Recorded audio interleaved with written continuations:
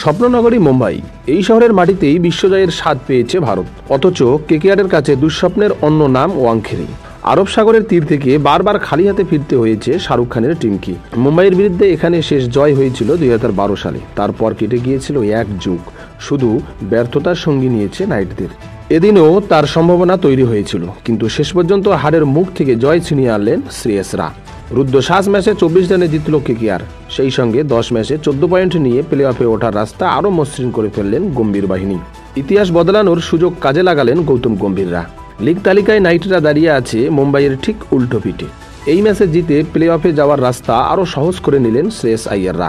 যদিও শুক্রবার রাতে ওয়াংখেড়েতে তাদের double top order batting, field salt 5 এবং সুনীল নারায়ণ 8 রানে ব্যর্থ হতেই প্রকাশ্য চলে এলো নাইটদের মিডল অর্ডারের দুর্দশার চেহারা। মাঝের সারিতে একমাত্র ভেঙ্কটেশ আইয়ার ছাড়া কেউ শক্ত হাতে হাল ধরতে পারলেন না। অল্প রানে ফিরে গেলেন অঙ্গক্রিস রঘুবংশু, তিনি করেছেন মাত্র 13 রান, শ্রেয়স আইয়ার 6। টি-20 বিশ্বকাপ দলে সুযোগ পাননি রিঙ্কু সিং, তিনি রান করেছেন মাত্র 9। তা নিয়ে বিতর্কের আজ এখনও ধিকি ধিকি জ্বলছে। আইপিএলে সেভাবে ব্যাটের সুযোগও পাননি নাইট তারকা। এদিন দলের বিপদের সময় তার কাছে সুযোগ ছিল জাতীয় দল নির্বাচনের প্রশ্নের মুখে ফেলার, কিন্তু ব্যর্থ হলেন রিঙ্কু। শেষ পর্যন্ত একা কুম্ভের মতো নাইটদের গড় রক্ষা করলেন ভেঙ্কটেশ আইয়ার, তিনি করেছেন মাত্র 70। সঙ্গ হিসাবে একমাত্র পেলেন নাইটদের বহুযুদ্ধের সৈনিক মনীষ পান্ডিয়া করেছেন 42 রান, যাকে কিছুটা বাধ্য হয়েও ইম্প্যাক্ট প্লেয়ার হিসেবে নামায় কেকেআর। 58 রানে 5 উইকেট থেকে দুজনে মিলে বড় পার্টনারশিপ তৈরি করেন। শেষ পর্যন্ত সব উইকেট হারিয়ে 169 রানে থামল নাইটের ইনিংস।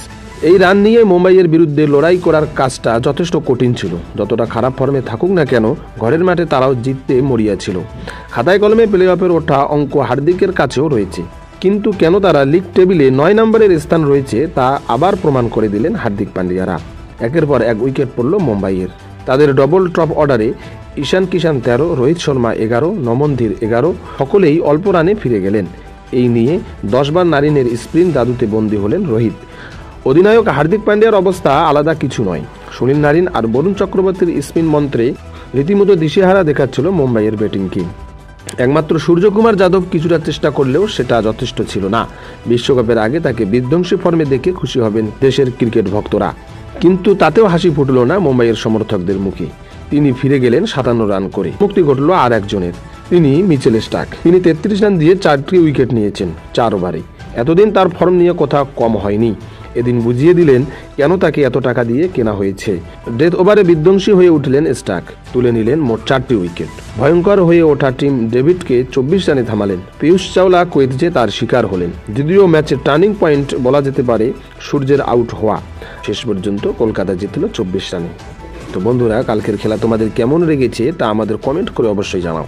আর আমাদের এইরকম নতুন নতুন ভিডিও পেতে আমাদের সঙ্গে থাকতে একদম ভুলবেন না। ধন্যবাদ।